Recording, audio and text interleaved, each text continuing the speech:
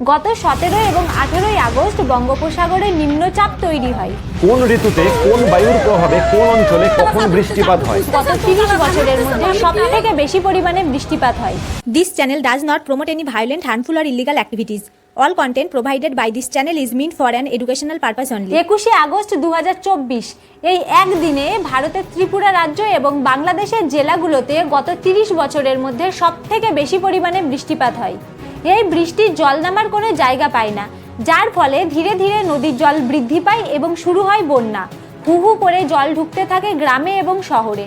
এখনো পর্যন্ত প্রায় 50,000 মানুষ ঘরছাড়া হয়েছেন, 100-রও বেশি মানুষ প্রাণ হারিয়েছেন। এই বন্যার ভয়াবহ পরিস্থিতি দেখলে আপনিও ভয় পাবেন। একের পর এক বাড়ি ভেঙে পড়েছে, জলের তলায় তলিয়ে গেছে হাজার হাজার বিঘা জমি, নষ্ট হয়ে গেছে কয়েক লক্ষ মেট্রিক টন ফসল।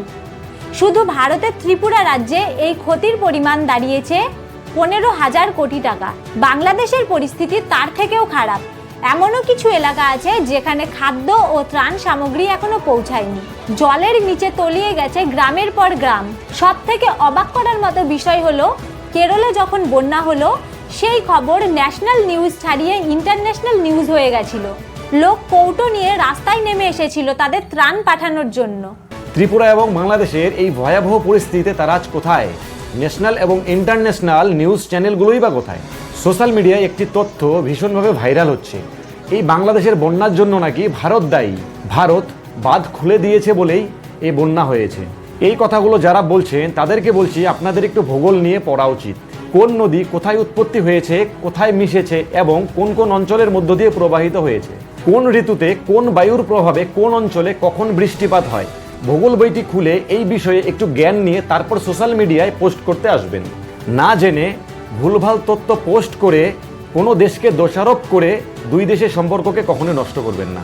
চলুন বাংলাদেশ ও ত্রিপুরার এই ভয়াবহ বন্যা পরিস্থিতির পেছনে আসল সায়েন্টিফিক কারণ কি সেটা আমরা বোঝার চেষ্টা করি। আর ভারত কি জেনে বুঝে এই বাঁধ খুলেছিল? জানলে অবাক হবেন, যেই বাঁধকে নিয়ে এত কন্ট্রোভার্সি হচ্ছে সেই ডুঙ্গুর বাঁধের কারণেই বাংলাদেশের কুমিল্লা জেলায় গত 30 বছরে একবারও কোনো বড় বন্যার শিকার হয়নি। তাহলে প্রশ্ন হলো, এই বাঁধ নিয়ে সমস্যা কি হয়েছে? ভবিষ্যতে কি এরকম বন্যা আবারও হতে পারে? যদি হয় তাহলে তার থেকে বাঁচার উপায় কি? এইসব প্রশ্নের উত্তর বলবো তার আগে আপনাদের কাছে একটা ছোট্ট রিকোয়েস্ট। যদি চ্যানেলে নতুন হয়ে থাকেন তাহলে অবশ্যই সাবস্ক্রাইব করবেন এবং বিভিন্ন বিষয়ের উপর এক্সপ্লেন ভিডিও পেতে পাশে থাকা বেল আইকনটিকে প্রেস করবেন। আর ভিডিওটি ভালো লাগলে লাইক করতে ভুলবেন না। তাহলে মূল টপিকে ফিরে আসি। গত 17 এবং 18 আগস্ট বঙ্গোপসাগরে নিম্নচাপ তৈরি হয়। এই যে ভারত বাংলাদেশ অঞ্চলটি রয়েছে, এখানে জুলাই এবং আগস্ট মাসে মৌসুমী বায়ুর প্রভাবে বৃষ্টিপাত হয়। এই মৌসুমী বায়ুর সঙ্গে যদি কোনো নিম্নচাপ যুক্ত হয় তাহলে বৃষ্টির পরিমাণ আরও বেড়ে যায়। আর এই অতিরিক্ত বৃষ্টির কারণে বন্যা হতে পারে এবং নিম্নচাপের কারণে সাইক্লোনও হতে পারে। গত 17 এবং 18 আগস্ট বঙ্গোপসাগরে নিম্নচাপ সৃষ্টি হয়েছিল এবং এর ফলে যে একটি প্রাকৃতিক দুর্যোগ হবে তা কিন্তু কনফার্ম ছিল। শুরুতে ভাবা হচ্ছিল এটি ভারতের পশ্চিমবঙ্গের মধ্য দিয়ে ঢুকবে এবং তারপর সেটি বিহারে যাবে, কিন্তু তার গতিপথ বদলে যায় এবং বাংলাদেশের দক্ষিণ পূর্ব জেলাগুলোর মধ্য দিয়ে প্রবেশ করে এবং ভারতের ত্রিপুরা ও মেঘালয়ে যায়, যার ফলে এই অঞ্চলগুলিতে প্রচুর পরিমাণে বৃষ্টিপাত ঘটে। 19, 20, 21 এই 3 দিন টানা বৃষ্টি হয় এবং এই 21 তারিখে বৃষ্টির পরিমাণ ছিল সবথেকে বেশি। বলতে পারেন গত 30 বছরের মধ্যে সবথেকে বেশি বৃষ্টিপাত হয়েছে এই 21 তারিখে এবং আবহাওয়া দপ্তরও এত পরিমাণ বৃষ্টিপাত হবে তা ধারণা করতে পারেনি। ত্রিপুরায় 1 আগস্ট থেকে 21 আগস্টের মধ্যে বৃষ্টিপাত হওয়ার কথা ছিল 252 মিলি, কিন্তু সেখানে বৃষ্টি হয়েছে 981 মিলি। ভাবতে পারছেন? সেখানে স্বাভাবিকের তুলনায় 729 মিলি বেশি বৃষ্টিপাত হয়েছে। আর গোমতি এলাকায় স্বাভাবিক বৃষ্টির পরিমাণ ছিল 196 মিলি, কিন্তু সেখানে বৃষ্টি হয়েছে 656 মিলি। আর এটা কিন্তু শুধুমাত্র দুটি জায়গার কথা বললাম। ত্রিপুরার প্রত্যেকটি এলাকায় যা বৃষ্টিপাত হওয়ার কথা ছিল তার থেকে কয়েক গুণ বেশি বৃষ্টিপাত হয়েছে। অন্যদিকে বাংলাদেশের ফেনীতে গত 19 আগস্ট থেকে 20 আগস্ট পর্যন্ত বৃষ্টিপাতের পরিমাণ ছিল 304 মিলি। কুমিল্লায় বৃষ্টির পরিমাণ ছিল 210 মিলি। মৌলভীবাজার, নোয়াখালী, চট্টগ্রাম প্রতিটি জায়গায় প্রচুর পরিমাণে বৃষ্টিপাত হয়েছে। এত পরিমাণ বৃষ্টির কারণে স্বাভাবিকভাবেই ওই এলাকাগুলিতে বন্যার সৃষ্টি হয়েছে। কয়েক লক্ষ মানুষ এতে ক্ষতিগ্রস্ত হয়েছে এবং প্রচুর পরিমাণে ঘরবাড়ি ভেঙে গেছে। আশ্চর্যের বিষয় হলো এই সমস্ত ভয়াবহ বন্যা পরিস্থিতির দায়ভার চাপানো হয়েছে ভারতের ত্রিপুরা রাজ্যে থাকা এই ডুঙ্গুর বাঁধের ওপর। বলা হচ্ছে ভারত নাকি ইচ্ছে করে এই বাঁধটা খুলে দিয়েছে, যার ফলে বাংলাদেশের ফেনী এলাকায় ভীষণ ভয়াবহ বন্যা পরিস্থিতি তৈরি হয়েছে। বাংলাদেশের অন্তর্বর্তীকালীন সরকারের একজন উপদেষ্টা নাইদ ইসলাম এক প্রকার মিটিং করে এই বন্যা পরিস্থিতির দায়ভার ভারতের উপর চাপিয়ে দিয়েছে। ভারত নাকি বাংলাদেশকে না জানিয়ে এই বাঁধ খুলে দিয়েছে। বাংলাদেশের কোটা সংস্কার আন্দোলনের একজন ছাত্র নেতা হলেন এই নাইদ ইসলাম। ঢাকা বিশ্ববিদ্যালয়ের একজন বিজ্ঞান বিভাগের ছাত্র হয়েও এই গণ্ড মূর্খের মতন অবিজ্ঞানসম্মত কথাগুলো তোমার মুখে মানায় না ভাই। তুমি আন্দোলন করতে করতে অনেক হাঁপিয়ে পড়েছো, তাই তোমার এখন একটু রেস্ট নিয়ে জিওগ্রাফি সম্বন্ধে একটু জ্ঞান নেওয়া প্রয়োজন আছে। চলুন এইসব ছেড়ে একটু বিজ্ঞানসম্মতভাবে বুঝি। ভারতের ত্রিপুরা থেকে গোমতী নদী পাহাড়ি এলাকার মধ্য দিয়ে বয়ে গেছে বাংলাদেশে, যেটা বাংলাদেশের কুমিল্লা শহরের মধ্য দিয়ে বয়ে গিয়ে দাউদকান্দি হয়ে মেঘনা নদীতে পড়েছে। আপনি যদি ম্যাপ দেখেন তাহলে দেখতে পারবেন যে এই নদীর গতিপথ কখনোই ফেনীর উপর দিয়ে যায়নি। ফেনী থেকে এই নদীর দূরত্ব অনেকটাই বেশি, অর্থাৎ কখনো যদি এই নদীর জল বেড়েও যায় তাহলে সেই বন্যার জল ফেনীতে প্রবেশ করা কখনোই সম্ভব নয়। কিন্তু বারবার সোশ্যাল মিডিয়ায় কিছু গণ্ডমূর্খের দল না জেনেই বলছে যে এই নদীর কারণেই নাকি ফেনীতে বন্যা হয়েছে। 1974 সালে যখন বাঁধ নিয়ে ইউনাইটেড নেশনের কোনো আইন ছিল না, তখন এই ডুঙ্গুর বাঁধ নির্মাণ করা হয়েছিল। তখন দুই দেশের আলোচনার মাধ্যমেই এই বাঁধ তৈরি হয়েছিল। তখন বাংলাদেশের তরফ থেকে কোনো রকম বাধা আসেনি, বাধা এসেছিল ত্রিপুরার তরফ থেকে। ত্রিপুরার 40,000 ট্রাইবেল এই বাঁধের বিরোধিতা করেছিল, কারণ এই বাঁধের কারণেই তাদের ঘরবাড়ি এবং চাষের জমি ডুবে গিয়েছিল। এমনকি আজও তারা এই বাঁধ ভেঙে ফেলার দাবি তোলে। আজ থেকে 2-3 বছরের পুরনো কিছু আর্টিকেল পড়লে আপনি জানতে পারবেন এই গোমতীকে একটা সময় বলা হতো কুমিল্লার দুঃখ। বাংলাদেশের জলসম্পদ এবং জলবায়ু বিশেষজ্ঞ ডক্টর আইনুন ইসাদ বলেন, ডুঙ্গুর বাঁধ তৈরির আগে প্রায় প্রতি বছরই গোমতী নদীর কারণে কুমিল্লায় বন্যা হতো, তাতে ব্যাপক পরিমাণে ক্ষয়ক্ষতি হতো। কিন্তু এই বাঁধের কারণে বৃষ্টির জল বাঁধে আটকা পড়ে যায়, যার ফলে কোনো ক্ষয়ক্ষতি হয় না। এই বাঁধ যদি না থাকতো বা এই বাঁধ যদি ভেঙে ফেলা হয় তাহলে বন্যার পরিমাণ আরও ভয়াবহ হতো এবং ক্ষয়ক্ষতির পরিমাণ যে কোথায় গিয়ে দাঁড়াতো তা আশা করি এখন বুঝতে পারছেন। গত 17 এবং 18 তারিখে যে সম্পূর্ণ এলাকায় ভারী বৃষ্টিপাত হয় তার ফলে প্রত্যেকটা নদীর জল বেড়ে গিয়েছিল।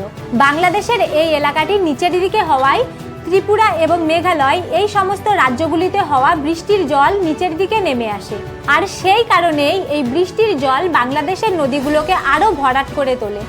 আবার এদিকে 19শে আগস্ট ছিল পূর্ণিমা, যার ফলে নদীগুলো আরও ভয়াবহ রূপ নেয়। এর পাশাপাশি বহু বছর ধরে নদীগুলোর সংস্করণ ঠিকঠাকভাবে হয়নি। 2022 সালের একটি আর্টিকেলে বলা হয়েছে কুমিল্লার মধ্য দিয়ে যে গোমতী নদী বয়ে গেছে তা নোংরা আবর্জনায় পরিপূর্ণ হয়ে গেছে।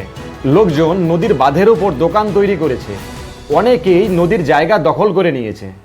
এটা শুধু কুমিল্লার কথা বলা হলো, নোয়াখালী, ফেনী প্রত্যেকটি জায়গায় কিছু মানুষ নালা খাল দখলদারি করে তারা সেখানে বাড়িঘর তৈরি করেছে।